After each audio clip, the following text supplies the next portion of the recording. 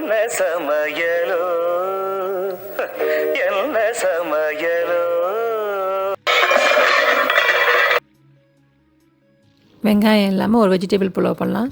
இன்னொரு ஸ்பெஷாலிட்டி தேங்காய் பால் போட்டு ரொம்ப வாசனையாக சூப்பராக இருக்கும்.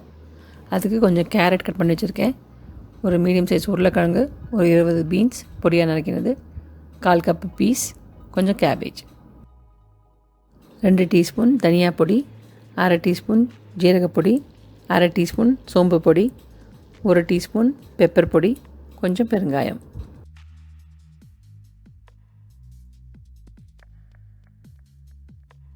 ரெண்டு கப்பு பாஸ்மதி ரைஸ் 1/2 hour ஊற போட்டு எடுத்து வச்சுருக்கேன். 2 கப்பு தேங்காய் பால், 2 கப்பு தண்ணி, ரெண்டுத்தையும் மிக்ஸ் பண்ணி இதில் எடுத்து வச்சுருக்கேன். நெய் 2 டீஸ்பூன், ஒரு 10 முந்திரி பருப்பு, தேவையான அளவுக்கு உப்பு, நான் பொடியாக நறுக்கின கொஞ்சம் கொத்தமல்லி, கொஞ்சம் புதினா, 1 table spoon kasuri methi, 2 teaspoon எண்ணெய், 1 டீஸ்பூன் பட்டர், 1 டீஸ்பூன் ஜீரகம், இஞ்சி 2 டீஸ்பூன் பொடியாக நறுக்கினது, 6 வரமிளகா, இந்த இடத்துல நீங்கள் பச்சை மிளகாவும் போட்டுக்கலாம், பே லீஃப் 2, பட்டை 1 இன்ச்சு, ஸ்டோன் ஃப்ளவர் 1 டீஸ்பூன், கல்பாசின்னு சொல்லுவாங்க, 3 கிராம்பு, 3 ஏலக்காய், 2 ஸ்டார் அனீஸ். குக்கரில் எண்ணெயும் பட்டரையும் போட்டுடலாம். அது நல்லா காஞ்சதுக்கப்புறமா முதல்ல மசாலாலாம் வறுத்துடலாம். பே லீஃப், சினமன், கிராம்பு, ஏலக்காய், ஸ்டார் அனீஸ், கல்பாசி.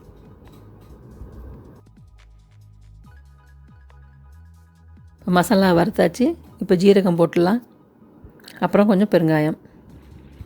இப்போ வச்சுருக்கிற காய், உருளைக்கிழங்கு, பீன்ஸ், பீஸ், கேரட், இது எல்லாத்தையும் போட்டு நல்லா மிக்ஸ் பண்ணிடலாம்.